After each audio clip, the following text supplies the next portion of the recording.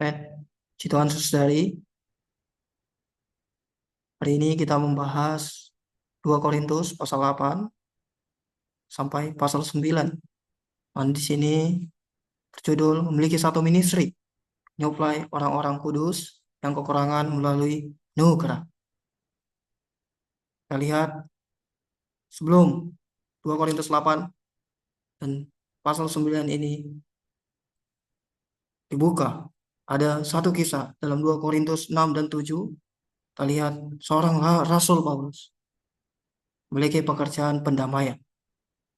Sehingga pada pasal 8 dan 9 ada pemberian kepada orang-orang kudus yang kekurangan.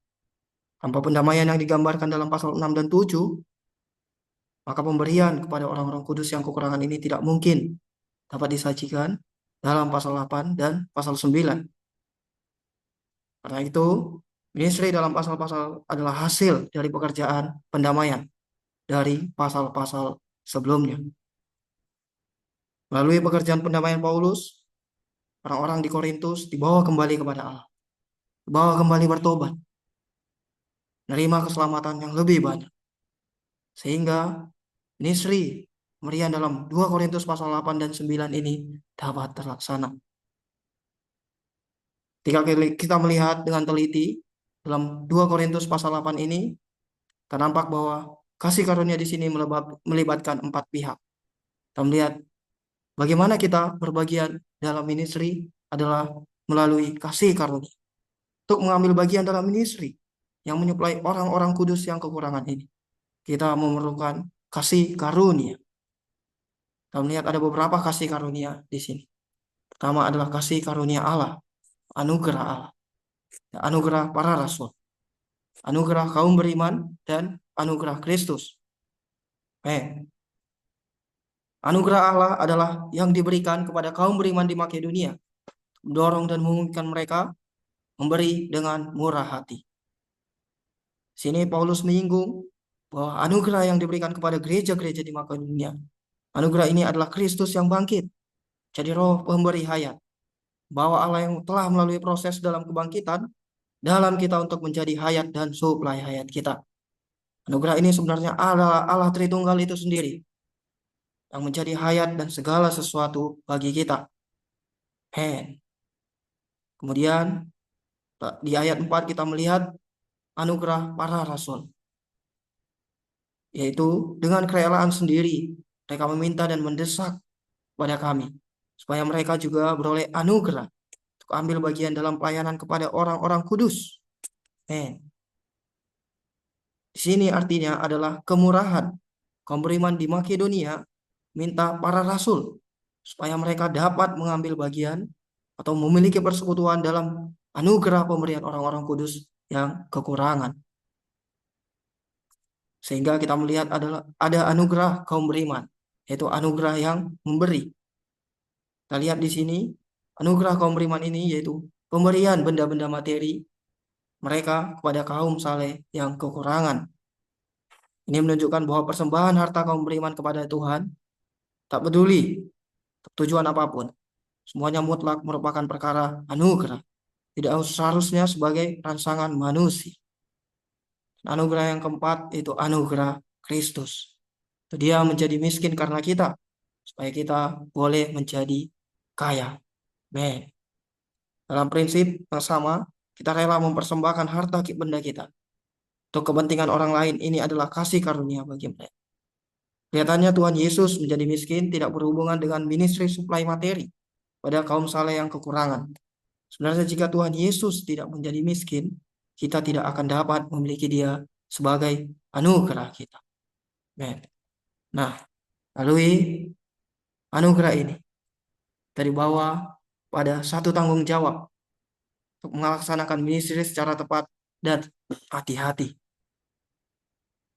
Kita lihat Paulus ketika mengambil putusan, mengambil pimpinan dalam pemberian suplai materi kepada kaum saleh yang kekurangan,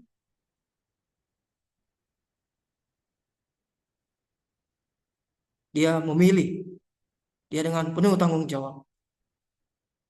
Yang pertama, dia adalah memilih orang. Kita lihat dalam 2 Korintus pasal 8 ayat 16 sampai 24, dia memilih Titus. dan saudara lainnya. Tapi saat memilih ini, dia terlebih dahulu memikirkan hal-hal yang terhormat di hadapan Allah dan manusia. Saudari, kita dapat melihat di sini Paulus berpikir jauh tentang apa yang terhormat dalam pandangan Tuhan dan manusia. Paulus menyadari bahwa ada sejumlah uang yang perlu diberikan kepada orang-orang kudus yang kekurangan. Tahu bahwa menangani uang sebanyak itu adalah perkara yang mudah. Karena itu ia terlebih dahulu memikirkan apa yang terhormat di hadapan Tuhan dan di hadapan manusia. Tak mungkin mengira bahwa kaum saleh tidak akan memiliki pemikiran yang jelek. Wah, itu. Mungkin saja kaum saleh sendiri tidak memiliki pemikiran buruk. Tapi iblis penuh dengan pemikiran yang jahat. Dan ia ada di dalam mereka. Karena alasan ini, Paulus memikirkan perkara itu sebelumnya untuk menghindari celaan. Nah, dalam pemberian ini kita harus mengingat bahwa Allah adalah sumber kita. Allah adalah sumber kita menerima anugerah.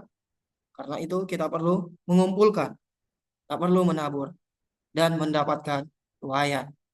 Kita lihat bangsa Israel ketika mereka berada di padang gurun, mereka perlu mengumpulkan mana setiap hari. Mana yang dikumpulkan itu, itulah yang menjaga mereka, merawat mereka sepanjang hari itu. Nah, hari ini kita juga perlu jadi orang yang maju. Tidak hanya mengumpulkan, kita perlu terus menjadi orang yang menabur. Nabur benih dengan berkat adalah memberikan kepada orang lain. Lukas 6 ayat 38, 6 ayat 38 dikatakan, barang siapa memberi, ia akan diberi. Amen. Terus dari inilah yang perlu kita lakukan. Masa depan kita tergantung pada Allah yang membuat benih itu bertumbuh sampai ada tuaian. Kalau kita hari ini tidak menjadi orang yang menabur, bagaimana kita dapat menjadi orang yang menuai? Hari-hari kita perlu terus menabur. Dalam hari-hari kita, ada satu penaburan yang kita lakukan. Untuk itu kita perlu belajar. Kita perlu memberi sama dengan mengumpulkan. Nah, dengan memberi ini, kita kembali bersatu. Bahwa kita bersatu dengan ministry, dengan pemberian yang berasal dari anugerah. Pemberian ini membawa kita bersatu dengan pekerjaan ministry, dengan pekerjaan pelayanan. Amen. Persekutuan ini dapat menjaga kita dari sikap individualistis. Seringkali saudari, ketika kita hanya memikirkan diri kita sendiri, kita tidak akan berbagian pada pekerjaan ministry. Karena kita adalah orang yang bersikap individualistis. Karena itu, untuk mengalihkan diri kita yang bersifat individualistis ini, kita perlu yang namanya persekutuan.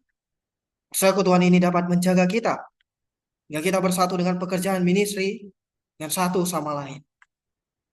Persekutuan ini membawa kasih, bahwa kita melayani Kristus pada orang lain sebagai kurban persembahan kepada Allah. Terus dari hari ini, berapa banyak persekutuan yang kita lakukan, bawa orang lain sebagai kurban persembahan kepada Allah. Kita lihat orang Makedonia ini, mereka mempersembahkan harta mereka pada para rasul sehingga rasul dapat melayani Kristus pada orang lain. Kaum beriman di Makedonia juga meminta kepada rasul supaya mereka dapat mengambil bagian dalam anugerah pemberian orang-orang kudus yang kekurangan. Amen. Saudari, kita melihat orang Makedonia ini, mereka tidak diminta sama sekali. Mereka mengambil bagian dalam hal ini. Mereka tidak diminta, melainkan mereka sendiri yang memohonnya. Ini merupakan bentuk inisiatif dari orang Makedonia. Hari ini, ada pekerjaan ministry, kita juga perlu demikian. Kita perlu orang yang berinisiatif, mengambil bagian dalam ministry ini. Sehingga ministry ini boleh kita gaungkan Amen. Ketika kita bersatu dengan persekutuan, berbagian dalam pekerjaan ministry, ada anugerah yang mendesak kita bertindak memperhatikan orang lain. Amen. Inilah yang perlu kita lakukan, saudara.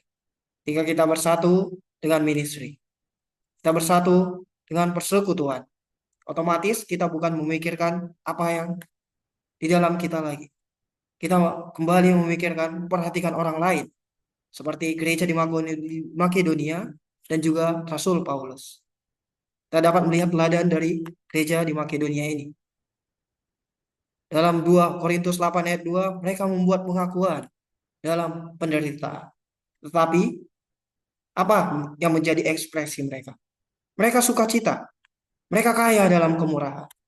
Amen. Puji Tuhan, mereka kaya dalam Kristus. Meskipun mereka miskin, meskipun mereka menderita, tapi mereka kaya dalam Kristus. Saudari, jika melihat jemaat di Makedonia ini, kita melihat mereka tidak memperhatikan keadaan mereka. Mereka tidak tertipu oleh situasi yang mereka alami.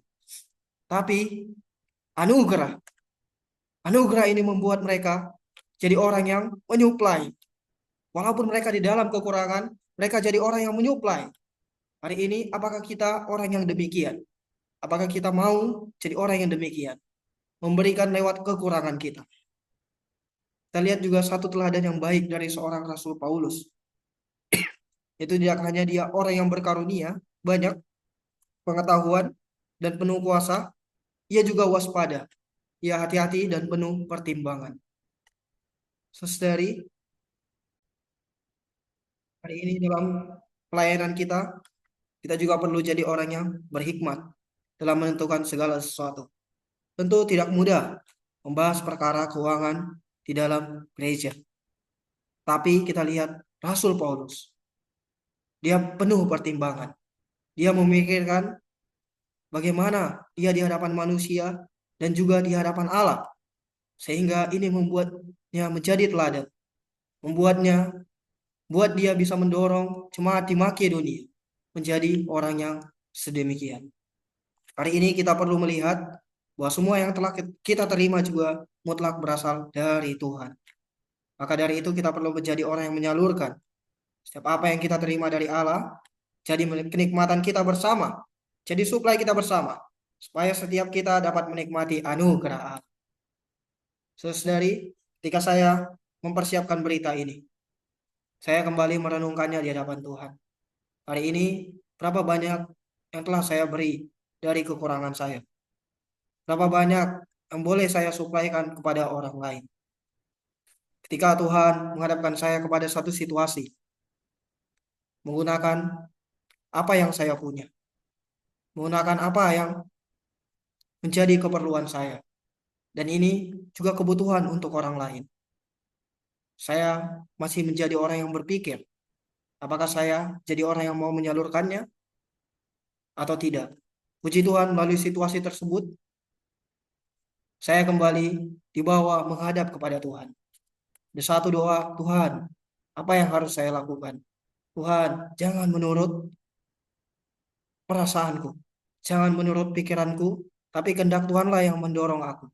Anugerah Tuhanlah yang menguatkan aku. Hingga dalam pengalaman tersebut, saya boleh mengalami. Saya boleh jadi orang yang tidak mementingkan kepentingan saya sendiri, tapi belajar menyuplaikannya kepada orang lain. Saudari, inilah yang perlu kita teladani dari jemaat di Makedonia. Bukan berarti mereka kelebihan, tapi dalam kekurangan, mereka bisa menjadi orang yang memberi. Hari ini, kita perlu merenungkannya di hadapan Tuhan. Tuhan, bawa aku menjadi dan juga mendeladani gereja di Makedonia. Kasih karunia yang Tuhan berikan, anugerah yang Tuhan berikan, boleh aku juga salurkan kepada orang lain, sehingga orang lain dapat menerima berkat. Amin. Puji Tuhan, saudari. Ketika selesai menyiapkan berita ini, saya terpikir kita boleh menyanyikan kidung nomor 488. Amin.